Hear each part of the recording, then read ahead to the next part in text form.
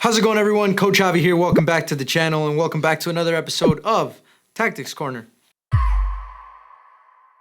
So in my previous Tactics Corner video, I got quite a few comments asking me to do some sort of a defensive topic. So that's what we're going to do today. Today we're going to be focusing on defending in a 1v1. So I'm not going to use the board here. I'm actually just going to use video to talk about it. I'm going to use a game that we played back in 2019 versus the New York Cosmos. And I'm just going to pick out two instances that I thought were good scenarios for me to kind of break down. And it's very, very basic as to what I'm going to be telling you guys today, but I think it's very, very important. And a lot of players, young players especially, don't really understand some of these concepts. So let's jump straight into it. So the first scenario is a set piece for the New York Cosmos. They try to play a crossing, it gets intercepted, and now Diego's in one-on-one with one of the defenders from the Cosmos. So here's the thing. In a 1-versus-1 situation, especially if you're the last defender, but just generally in a 1v1, your job is not to win the ball. So a lot of players think that as a defender, every single time you are faced on a 1v1 or you're the one that's applying pressure, you have to win the ball. And that's not the case. In a 1v1, the advantage is always for the attacker. So the reason for that is because the player with the ball at their feet is always going to be faster than the defender. So oftentimes you'll see defenders that like to go in and stab in at the ball and try to jump in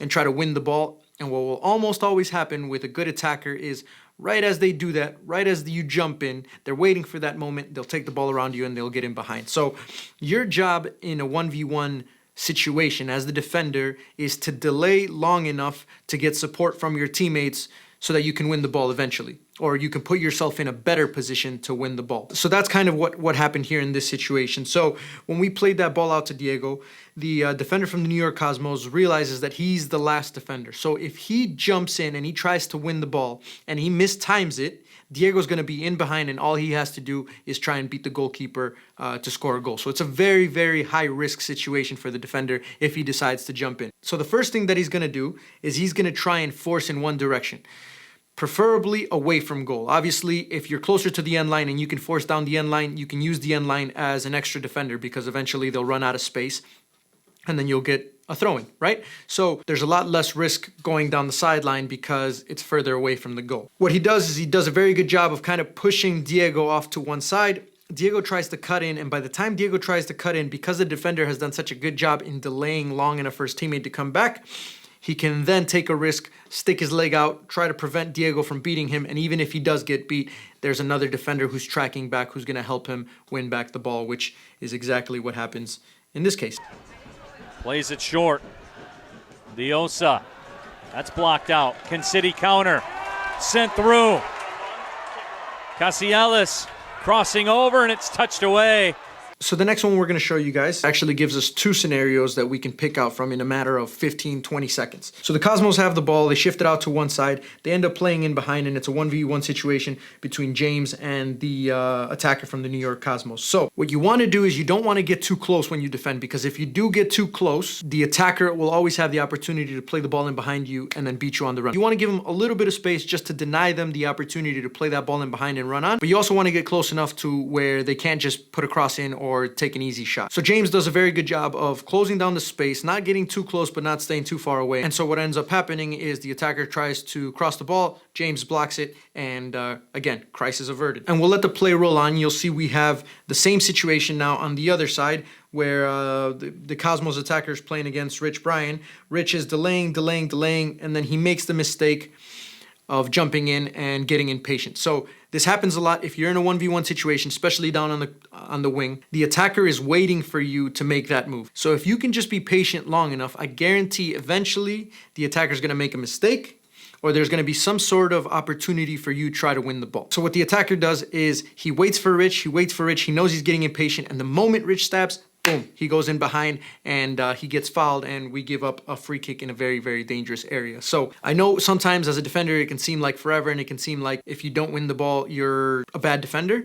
But in reality, you have to delay and you have to stay disciplined not to jump in and not to stab, because the ball is always going to be faster when it's on the attacker's foot. So the moment you try and jump in, the attacker always has enough time to just play that ball around you and get in behind. So along with that, there are some cues as to when you do want to go and actively try and win the ball. right? So one of those cues is if the attacker is facing away from goal. That's when you can really apply a little bit of pressure because they're not as dangerous because they're not facing the goal, right? They're facing away from it. So that's when you can apply a little bit of pressure, force them to make a mistake, kick the ball out of bounds or something like that. The other situation is if the attacker makes a mistake. If they take a heavy touch, that's when you can go in and you can try and win the ball, right? But if they have the ball under control at their feet, that's not the right time for you to go in and try to win it. So another one, like I said earlier, is if you have support. So if you start off in a 1v1 situation and you delay, and you wait, and one of your teammates comes back and makes it a 2v1, especially if you're near the touch line. Like I said, you can use the touch line as an extra defender. Becomes kind of like a 3 versus 1 situation. That's when you can try and take the risk of winning the ball because you have the support from the other defender, and especially if you're really close to the touch line, there's a chance that the attacker will kick it out of bounds, or you'll be able to kick it out of bounds, and at least you can have your team kind of reset. So I'll tell you right now, coaches are going to get very, very upset when they see defenders who overcommit, who are impatient and they want to win the ball every single time, and who are just overall just not disciplined enough to handle 1v1 situations, because it's one of the most important things as a defender is to be able to defend in a 1v1. So that's it for this one, guys. I hope you guys enjoyed this little Tactics Corner episode. Let me know in the comment section what else you guys want me to do, what the next episode should be about, and hit the like button if you guys like this video. Until next time, and adios, muchachos.